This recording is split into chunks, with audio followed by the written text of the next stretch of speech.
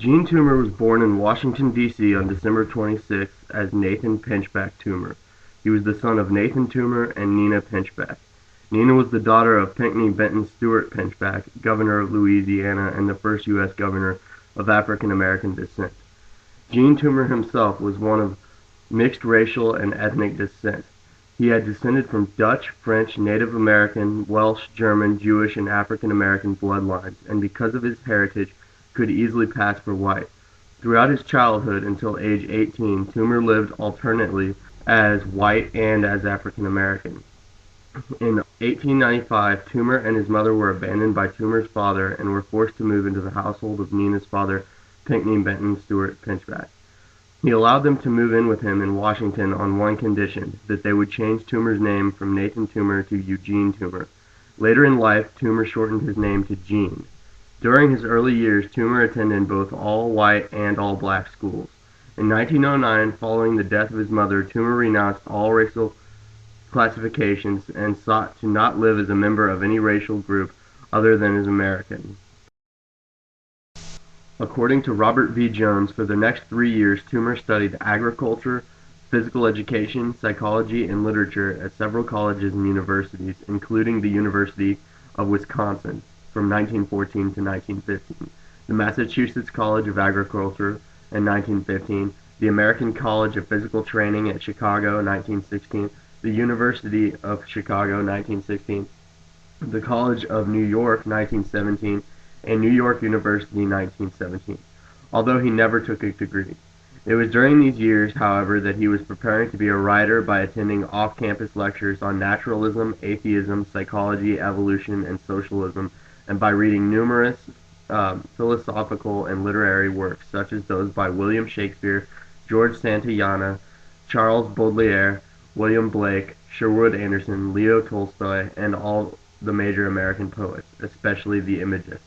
In 1920, he met Waldo Frank, who introduced him to several literary circles and later wrote an extremely laudatory introduction to the first edition of Cain. Toomer eventually became friends with many literary critics and luminaries, including Hart Crane, Sherwood Anderson, Malcolm Cowley, and Alfred Stieglitz. This is where Toomer got his start that led to the completion of his book, Cain.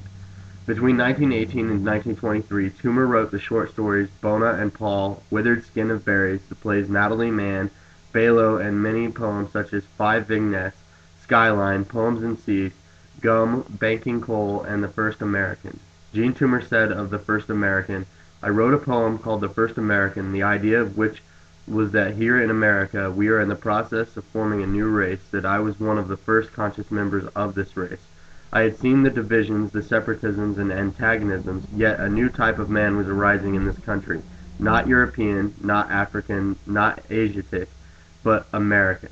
And in this American I saw the divisions mended, the divisions reconciled, saw that one, we would be in truth to be a united people existing in the United States, saw that two, we would in truth be once again members of a united human race."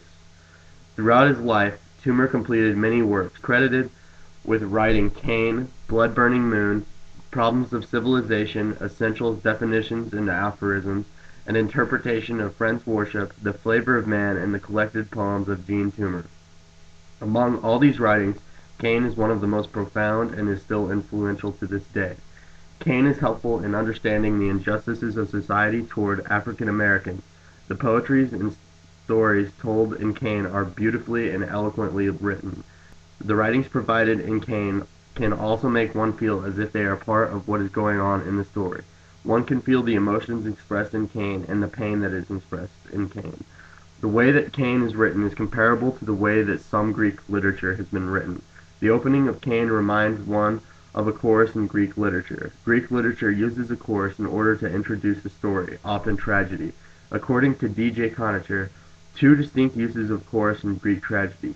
One is concerned with theme, with intimations of meaning, the tragic significance of the action which is taking place or is about to take place before our eyes. The other is concerned with the actual furthering of the dramatic action itself. An example of chorus in Greek tragedy can be seen in Homer's The Iliad. Sing, O goddess, the anger of Achilles, son of Peleus. that brought countless ills upon the Achaeans. Many a brave soul did it send hurrying down to Hades, and many a hero did it yield a prey to dogs and vultures. So were the counsels of Jove fulfilled from the day on which the son of Atreus, king of men, and great Achilles first fell with one another. Jean Toomer starts the stories presented in this book with similarities strikingly similar to a chorus. The stories in Cain are very tragic, and Toomer uses the beauty of a chorus to give meaning to his stories. The story Corinthia starts out with, "Her skin is like dusk on the eastern horizon. Oh, can't you see it? Her skin is like dusk on the eastern horizon when the sun goes down."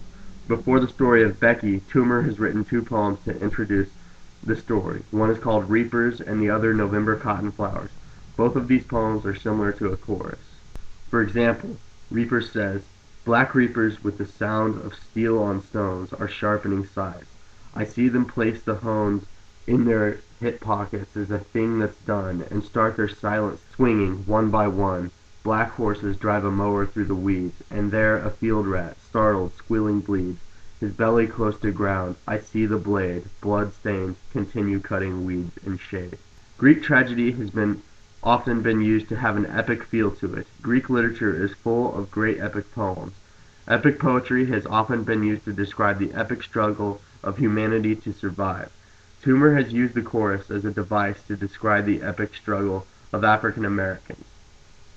In the poem Harvest Song on page 69 of Cain, Toomer uses the beauty of poetry to describe the harsh reality of slavery. Toomer writes, "I fear to call.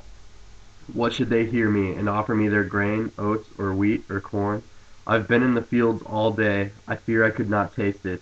I fear knowledge of my hunger. My ears are caked with dust of oat fields at harvest time. I am a deaf man who strains to hear the calls of other harvesters whose throats are also dry. It would be good to hear their songs, reapers of the sweet-stalked cane, cutters of the corn, even though their throats cracked and the strangeness of their voices deafens me. I hunger. My throat is dry. Now that the sun is set and I am chilled, I fear to call. Echo my brothers." If one was to be introduced to the history of slavery in the United States, this quote from Harvest Song would provide the perfect course of introduction to the tragedy that was slavery. If one would imagine themselves in the position of the narrator in Harvest Song, it would provide a person with a good idea of what it would be like to be enslaved. The narrator, who is obviously a slave, fears to call out for help. He is hungry and needs food. He fears that he would be unable to taste food. He says that his ears are caked with dust, and he is deafened.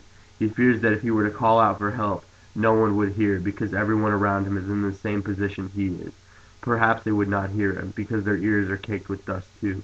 He fears that he would be unable to call out anyway, because his throat is dry, and he fears that his brothers in slavery are also suffering from dehydration. He cries out, "Echo my brothers," because he knows that his suffering is also a reflection of those suffering around him. Anyone who is a slave would only echo the same cry that he is crying out. Jean Toomer used Cain during the Harlem Renaissance to try to get his message that racism leads to injustice across, and that we should look past race and consider ourselves American.